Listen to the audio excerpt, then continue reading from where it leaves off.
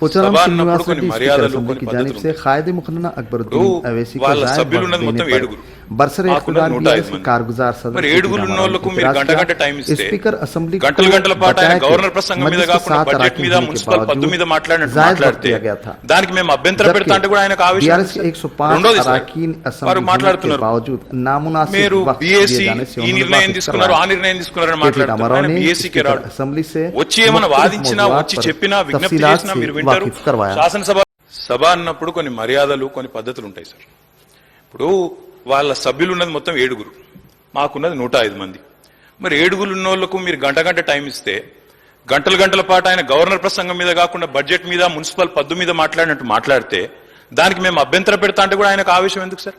రెండోది సార్, వారు మాట్లాడుతున్నారు మీరు బీఏసీ ఈ నిర్ణయం తీసుకున్నారు ఆ నిర్ణయం తీసుకున్నారని మాట్లాడతారు. ఆయన బీఏసీకే రాడు. వచ్చి ఏమైనా వాదించినా వచ్చి చెప్పినా విజ్ఞప్తి చేసినా మీరు వింటారు.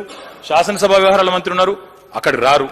అక్కడికి రాకపోగా పైపెచ్చి ఈ టర్మ్ లో అసలు అసెంబ్లీ జరగలేదన్నట్టు మాట్లాడుతున్నారు. ఆయన మర్చిపోతున్నాడు ఈ టర్మ్ లో 2 సంవత్సరాలు కోవిడ్కి పోయింది, అది మర్చిపోతున్నాడు కన్వీనియంట్ గా.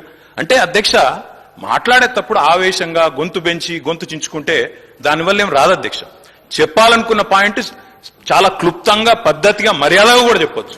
గొంతులు చించుకున్నంత మాత్రాన చాలా గొప్ప వాళ్ళం అని ఆయన అనుకుంటే నేను చేయగలిగేది ఏం లేదు. కానీ ఒకటి మాత్రం వాస్తవం, the speech that you are making today is in response to the governor's address. I think you've been given ample opportunity for the number of legislators you have. You've been given ample opportunity. మరి మీరు వాళ్ళకి 7 ఉన్న వాళ్ళకి ఇంత time ఇస్తే మేము 105 మంది ఉన్నాం అధ్యక్ష, మాకెంత టైం ఇవ్వాలి అధ్యక్ష? మీరు మా వాళ్ళు ఇద్దరే మాట్లాడిన గంట మాట్లాడారు, ఆయన 7 ఉన్నాయన గంట మాట్లాడతాడు. ఇది ఎక్కడ పద్ధతి అధ్యక్ష? మీరు సమయపాలన కూడా మీరు చెప్పాలా? మళ్ళీ గవర్నమెంట్ హ్యాస్ టు రిప్లై. ఆయన సభానాయకుడు రాలేదని మాట్లాడతారు అధ్యక్ష. సభానాయకుడికి ఆయనకేం పోలిక అధ్యక్ష? నాకు అర్థం కాదు. సభానాయకుడి స్థానంలో మా గవర్నమెంట్ తరఫున శాసనసభ వ్యవహారాల మంత్రి వచ్చినారు, ఫైనాన్స్ మినిస్టర్ వచ్చినారు, మా స్పోర్ట్స్ మినిస్టర్ వచ్చినారు, 4 మంత్రులు ఉన్నారు నిన్న బీఎస్సీ మీటింగ్ లో.